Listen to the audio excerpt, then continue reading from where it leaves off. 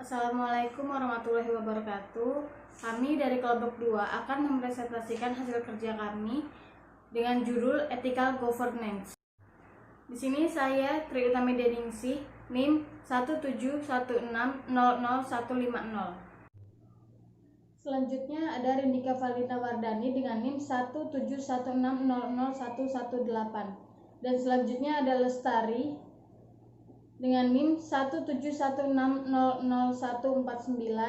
Selanjutnya ada Hilda Anggita Sari dengan NIM 171600059. Selanjutnya ada Abdul Majid dengan NIM 171600152. Selanjutnya ada Maula Miftahul Jannah dengan NIM 171600170.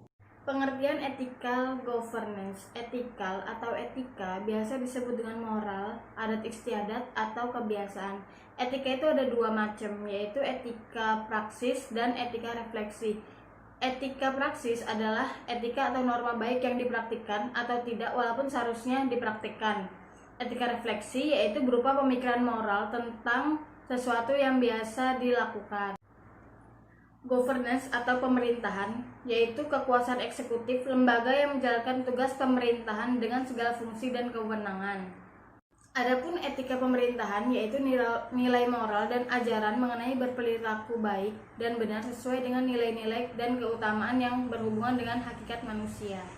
Budaya etika. Suatu perusahaan mencerminkan kepribadian pemimpinnya. Jika perusahaan harus etis, maka manajemen puncak harus etis terhadap tindakan dan kata-katanya.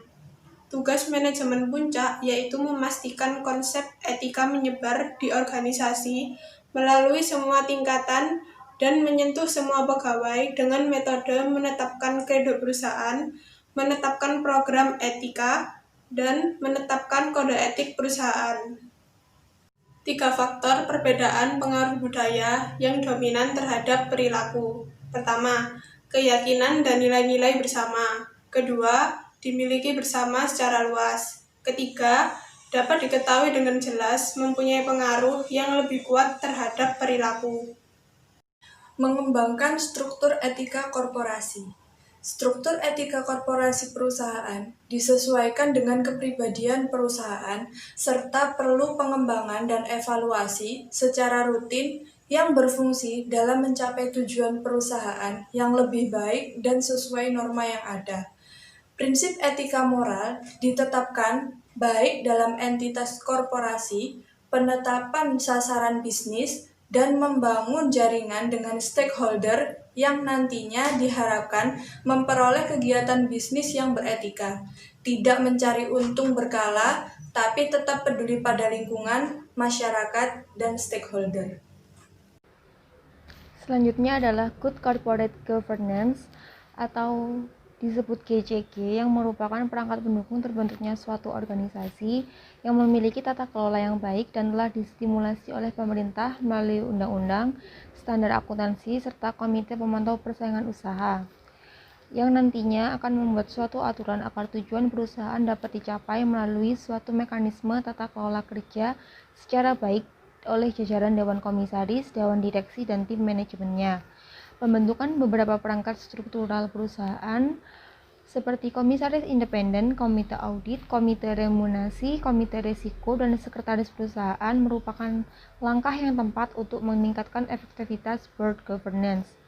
Dengan adanya kewajiban perusahaan untuk membentuk komite audit, maka Dewan Komisaris dapat secara maksimal melakukan pengendalian dan pengarahan kepada Dewan Direksi untuk bekerja sesuai dengan tujuan organisasi.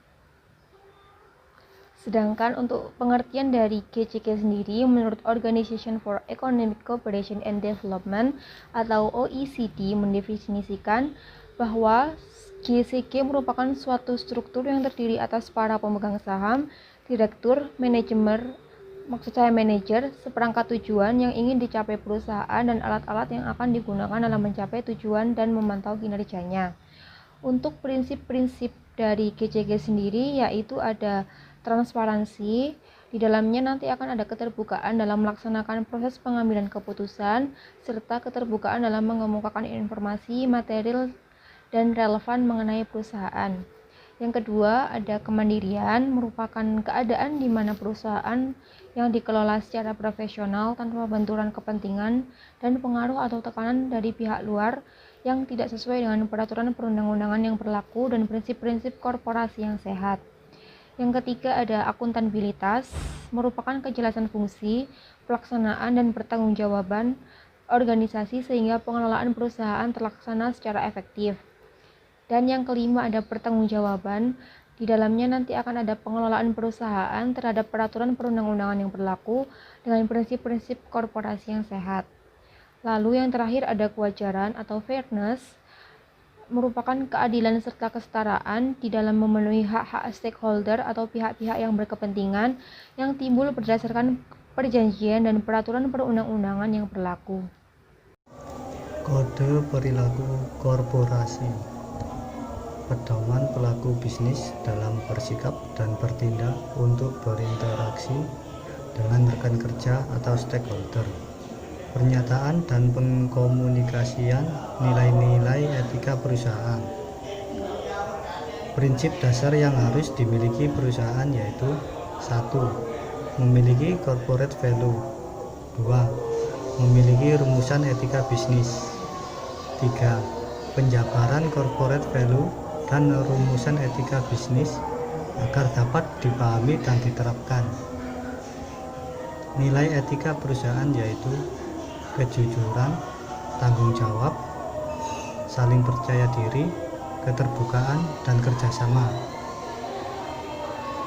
Kode etik hendaknya dapat dimengerti oleh seluruh karyawan dan pimpinan perusahaan agar dapat dilaksanakan dalam bentuk dan tindakan. Selanjutnya, evaluasi terhadap kode perilaku korporasi, yaitu melakukan evaluasi tahap awal dan penyusunan pedoman-pedoman GCG. Selanjutnya, pengaruh etika terhadap budaya. 1. Etika personal dan etika bisnis merupakan satu kesatuan dalam mempengaruhi perilaku manajer yang saling terinternalisasi menjadi perilaku organisasi yang selanjutnya mempengaruhi budaya perusahaan. 2. Etika menjadi nilai dan keyakinan dapat berpotensi menjadi kekuatan perusahaan dalam peningkatan sarana dan peningkatan kinerja. Sekian presentasi dari kelompok 2. Kurang lebihnya mohon maaf dan terima kasih. Wassalamualaikum warahmatullahi wabarakatuh.